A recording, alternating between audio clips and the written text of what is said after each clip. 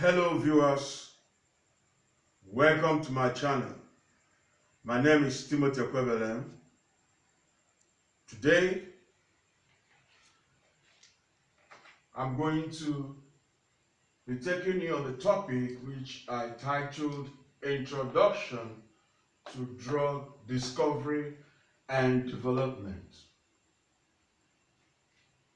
In this lesson, I'm going to briefly talk about the history of how drug was discovered and the practices before Jesus Christ. That's before BC. And also during the medieval times. The history of origin of medicine can be linked to God Almighty. Medicine stroke drugs started from creation. And if you want to talk about the truth and the history of medicine, we cannot leave God. We believe that the heaven and earth was created by the Almighty God Jehovah Elohim.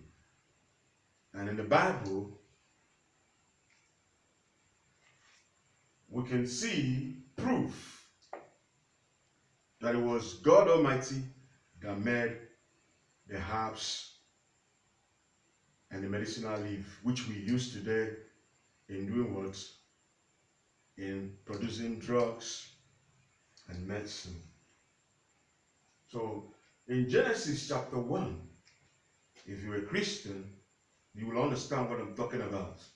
Genesis chapter 1, verse 11 to 12, I quote, "And God said, let the earth bring forth grass, the herb yielding seed, and the fruit tree yielding fruit after its kind." Remember, when we talk about medicinal chemistry, when we talk about medicine and herbs, we can now link it to that. And when you say, bring forth grass, you can see it here, and the herb yielding seed.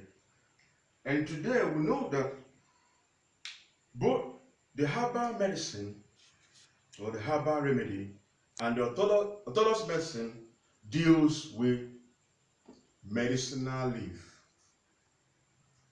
And we can also prove that medicinal leaf or medicinal plant started from God, started from creation. And when we look at the book of Ezekiel chapter 47, in Ezekiel chapter 47, it says the leaf, the seed for meat, the seed, use the seed for meat and the leaf for medicine. That was God talking to the Israelites. He said, take the what? The seed for meat and what? The leaf for medicine. So when God created heaven and earth and all creatures, He created even bacteria and viruses that can make man what? Sick. So God knew that when He created everything, when He created man and all creatures, there were viruses and bacteria He also created. You know that man is bound to do what? Get sick. And God made plants and animals by which we use the leaf for medicine. You say, now you use the leaf for medicine. And if you ask me, I would say there are no diseases that are not curable. But we just come. There was time malaria was killing explorers and people that were coming from European countries and into African countries. When they are coming to what? Colonize them. Many of them died of malaria. And there was a time malaria was killed, there was no drug.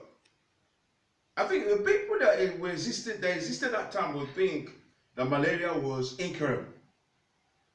But as time goes on, man came to discovered malaria drugs, and today you get malaria, you take the drugs, and it will vanish. So it's also diseases like cancers and HIV, that's AIDS, and HIV seem to be incurable. But I can tell you there are no diseases that are incurable, because when God created man, he made the grass and he made the plants and the leaf of plants and available for medicine.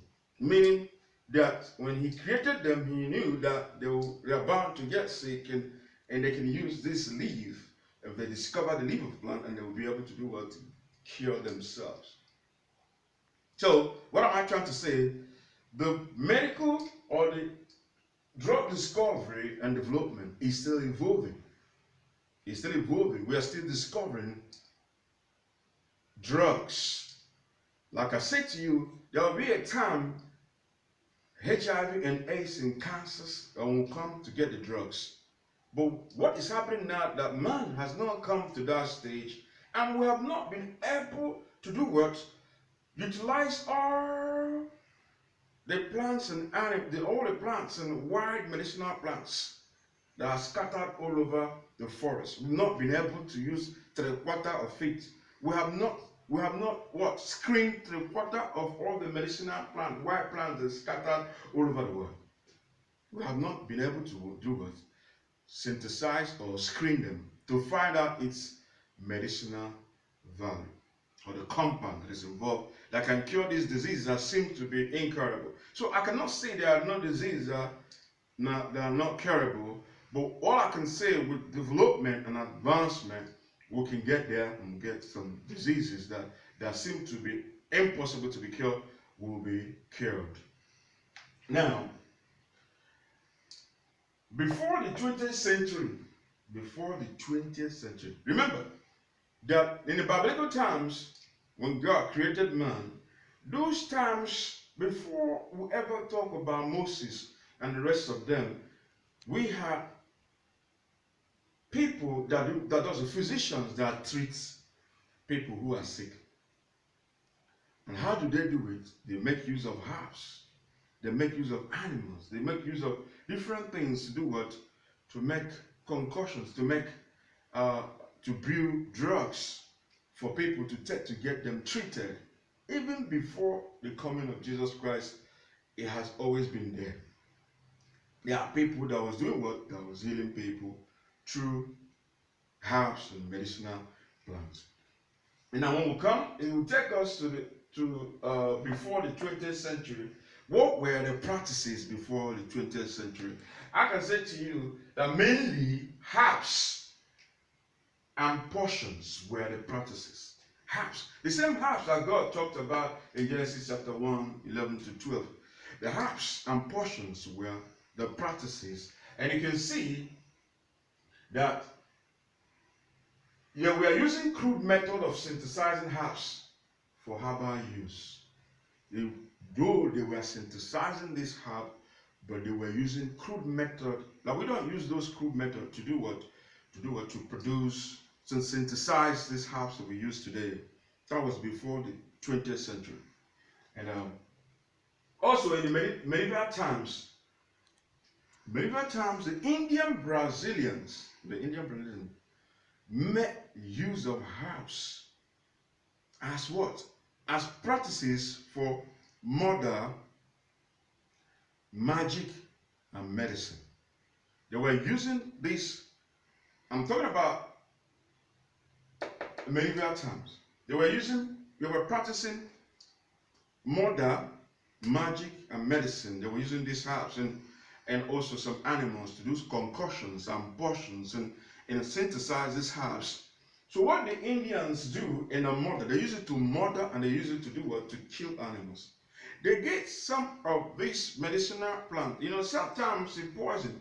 It says that poison can be made what? Can be made and can be used as drugs as well. Just like you have medicinal plant that is therapeutic when you do it. So they also using crude extract from certain chemical entities, certain chemicals like Corere. They're using Corere. They were using it to do what? To hunt. They get this Corere and they smear it on their arrow and a bow, and they use it to shoot animals and they kill animals. What that Corere does is to do what? To paralyze the heart muscles. It does what? It binds the receptor, the motor receptor that does what? That enables acetylcholine to do what? As a neurotransmitter to do what? To pass uh, electrical impulses, when it has to muscles. But what it does is it binds at the motor, the poison binds at the motor receptor to do what? To stop the use of acetylcholine uh, neurotransmitter. So Corare bind at the motor end plates and what? Block access to acetylcholine neurotransmitter and thereby causing paralysis. And it paralyzes the animal, and the animal will fall down and they will take it. Sometimes they will die. They also use it to murder their enemies when they see them. They use it for war. And during the war, they smear the same corroboree and they shoot it at their enemies and they murder them and they kill them. They were using these crude essence. And also, and during these medieval times, you have other crude extract they were using both in doing magic. They used it to do magic. There's one drug called Ololiqui.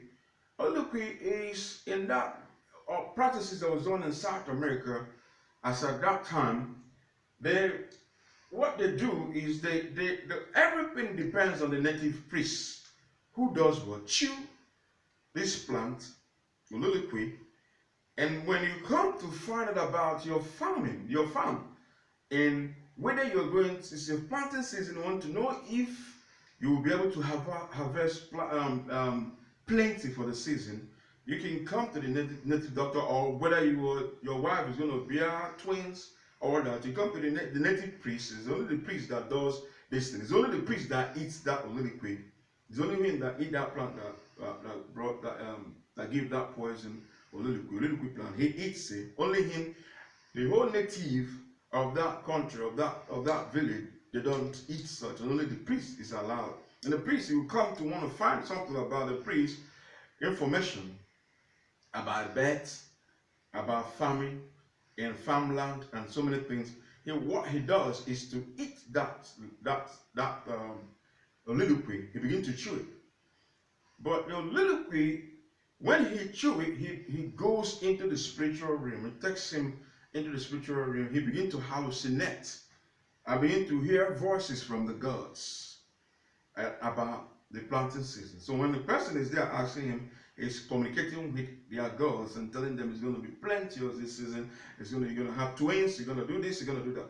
But we found out today that Ololiqui is a stimulant, and it causes hallucination that has to do with some certain neurotransmitters that does what is linked to the central nervous system that is a bit psychosis, or it causes psychosis, kind of. You hallucinate and you begin to do what? And see, when people take heart stimulant, it takes them into another, they begin to believe that they were speaking to people. So that's what that Ololiqui were doing. We're using it to do what? To teach people, or to give them information from the gods. Okay. Then in about 1880 also, this is medieval times in the 20th century, the Calabar bean, which is physiostigma or physiostigmine, is the poison from the what? From the Calabar bean. We call it the Calabar bean. So this Calabar bean, what they used to do is they use it to kill people who have cheated on their husband, married women, or someone who have stolen. What they do, they cook this Calabar bean and do what? And ask the person to take a portion of it. And the person takes it. And if he's If he's innocent, if she's innocent, after eating it, she will not die. She goes into vomiting and all this scum, but will not die. But the thing is, innocent people die of this physiostigmine poison from carbabine. An innocent person dies because when they eat this thing and they begin to do is begin to affect their motor system, their neurotransmitter, and everything. They begin to do what? They begin to hallucinate and all this and begin to vomit, and in that they die. So some of them sometimes are lucky, even the guilty ones are lucky when they eat it, and it was expected that if the poison did not kill you within the next 2 minutes, and you raise your hands, they will do what? They will rescue you and bring what? An antidote of that poison. You take it and you will not die, and they will declare you innocent. These were some barbaric things that the Asian people were doing at that time. They were using crude. They were also using these crude extracts for medicine. They prepare herbs, they synthesize it, and do what? It's a crude extract in a crude way, and they make portions of herbs. They make herbs and portions in a liquid form, and they use it to treat people of all different diseases. They were doing a lot of experiments, and they can get a frog or a snake, cut it into pieces, get some sort of bring some herbs, and they were more like doing trial by error. Remember, that time they have not developed. The system was not yet developed. So most of the physicians or the herbalists or the native doctors at that time that used to make this remedy were doing it trial by error. They mix different kinds of things and prepare portions for you to do what? To take. So that's where some of them were used to do. Children, the people who were having eye problem, they used to do what? Get them and strip them down and flog them. As they are flogging them, they are crying. And as they are crying, tears are coming out from their eyes. They believe that the tears that are coming out of the eyes, that their eye problem is solved. So some of the things they were doing were more or less trial by error, and they're mixing different kinds. Some people died through it, some people survived. So until when we got to the mid-19th century, then there became a serious effort to isolate and purify the active principle of these remedies. Now, 20th century we entered. On the onset of 19th century, you know that things begin to go fast. They begin to do what? Get a system that will be able to do what? Screen plants and medicinal plants, synthesize it, and in a modern way, isolate the active compound and do what? Purify this active principle of these remedies they are providing. And do what? And these remedies are pure chemicals, which are responsible for medical practices. And we're using it for medical practices, and as I said, they begin to treat people. And from there, as they were doing it, pharmaceutical companies were born. Then came this process led to the birth of many pharmaceutical companies. So in the mid-19th century, there were a lot of pharmaceutical companies that emerged, like Glasgow and a whole lot of them. Beecham and all these things, they began to do what? Come into existence, and they get medicinal leaf and for plants, and they do what? They screen it, then try to synthesize the active principle, the active compound, the active principle, and begin to do what? To use it as a compound, the active principle, active reactive ingredient of that compound to do what? To produce orthodox medicine, and who was to use it to do what? To treat people. So there was modernization. Things were left of the crude ways they used to do it in the past. It wasn't. Now they can do what? They measure a quantity. They now know. They begin to know dosing, how to dose the drugs, and begin to add into toxicology and toxicological studies. And when they synthesize this crude, they don't just begin to use it, the crude extract, and begin to give it to people. They do trials and tests and on animals and see, and then begin to use words to enter into clinical studies and trial in man and everything before they can now begin to do what? To sell the drugs to the market. And things were done normally, in a normal way rather than in a crude way. Then comes the drug development of today's medicine. Drug development of today's medicine. Everything has changed from the crude way to a modern, sophisticated way of doing things. And we found a lot of drugs for various diseases. Even sometimes cancers are treated and cured if people can find out.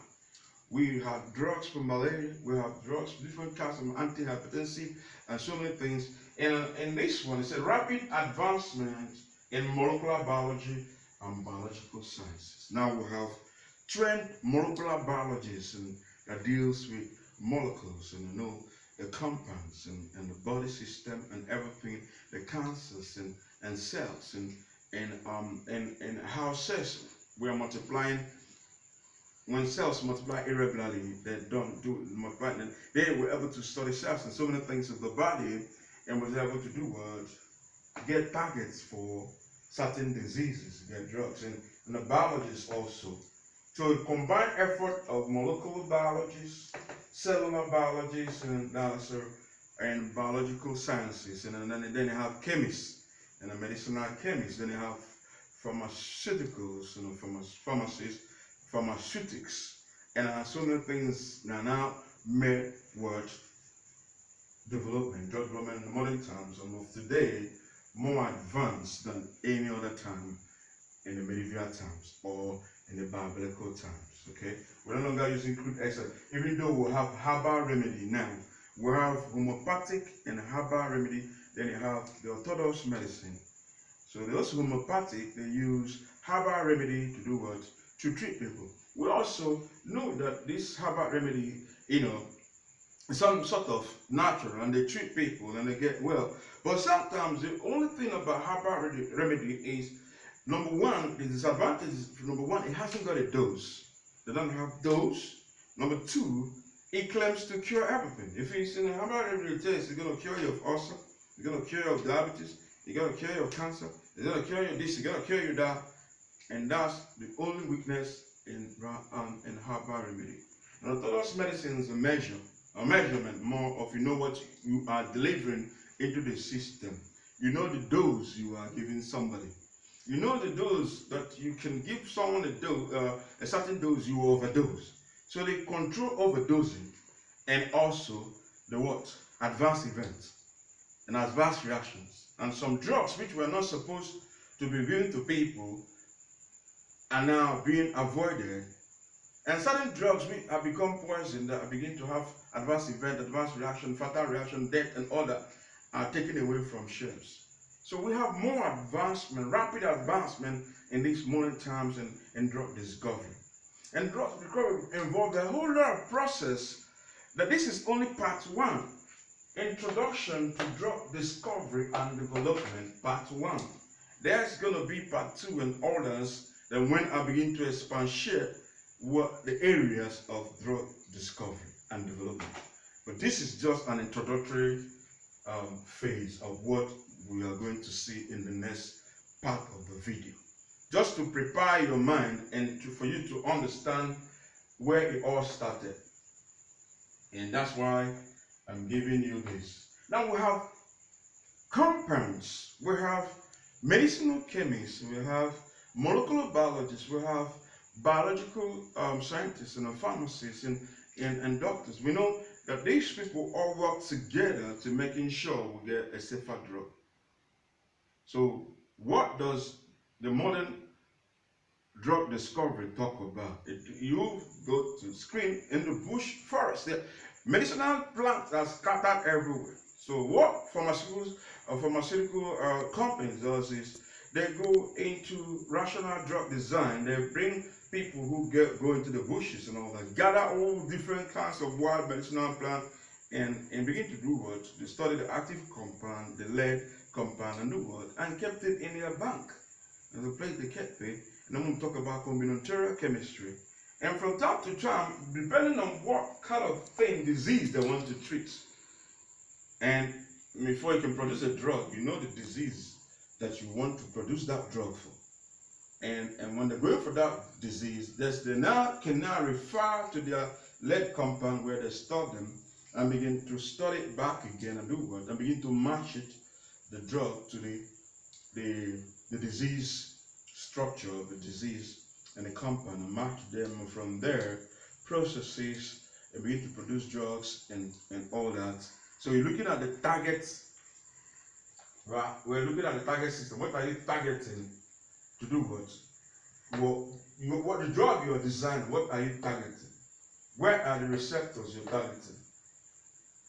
And we'll also talk about dissolution time and a whole lot of things anyway. So in a nutshell, there's a rapid development, rapid advancement in this modern medicine that we are in today to be compared to when it all started. But remember, the backbone of drug discovery started from our God, the maker of the universe, Jehovah Elohim. And he was the one that created this plant. He was the one that created this plant, this medicinal plant we talk about. He's the one that created this plant, this herbs and grasses that we use to produce medicine. So he is the champion of, God Almighty is the champion of drug discovery, because he is the creator and the master of it. So in summary to this, I say it all started from God, and the history of origin of medicine through drugs started from creation.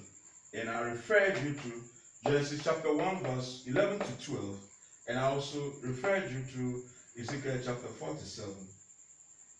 So I also mentioned Jehovah, God Almighty is the one that started it. This could be the first time maybe other scientists who will be watching me now, maybe you are not a believer in God, maybe you're a believer, maybe you believe in something else, but with my faith and my belief, I come to understand as a Christian that it's God from what the Bible told us. And then when I look at what God said, scientifically, I'm referring it to today's medicine. So that's why I talked about it. So I also talked about the 20th century practices, mainly herbs and potions, and then up to the mid-centuries, and we saw serious effort to isolate and purify compounds and get their active reactive compound. And until then, we'll come to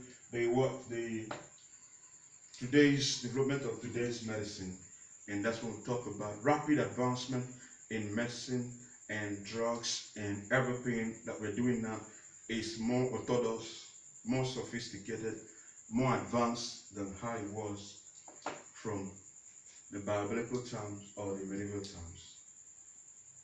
Thank you very much for listening and watching. Like I said, if you want more of these videos, I would like you to go to my channel, Timothy Ekwebelem, at the YouTube website. And also, when you have subscribed, I want you also to do what? To click on the bell on the screen. And I will strongly advise you that if you want to know more about what happens to the drug which you take, you want to know how it all started, you need to do what? Subscribe. Because not only being a pharmacist or a biologist or a chemist or a doctor, medical doctor, that will make you to do what? To watch the video. Anybody can watch the video to know everything, to know the risk in drugs and everything and consents and so many things. Thank you very much for the hour you spent in watching this video. And may the God Almighty bless and guide you. In Jesus' name, amen.